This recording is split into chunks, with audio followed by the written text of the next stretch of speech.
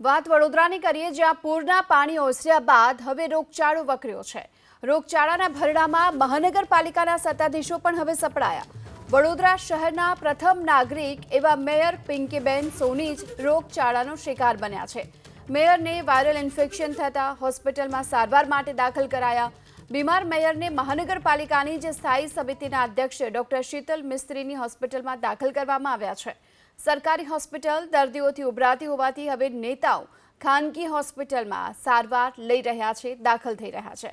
સરકારી હોસ્પિટલની સુવિધા મુદ્દે શાસકો સમયાંતરે મસમોટા દાવા કરે છે, પરંતુ જ્યારે ખુદ રોગચાળામાં સપડાય છે ત્યારે નેતાઓની કરણી અને કથનીમાં ફરક પણ સામે આવે છે.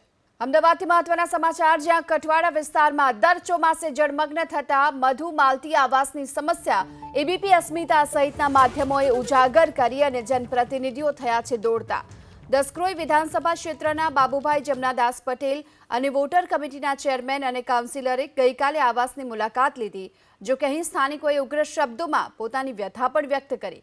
જનપ્રતિનિધિઓએ સત્વરે પાણીનો નિકાલ અને નિકાલની કાયમી વ્યવસ્થા કરી આપવાની પણ ખાતરી આપી.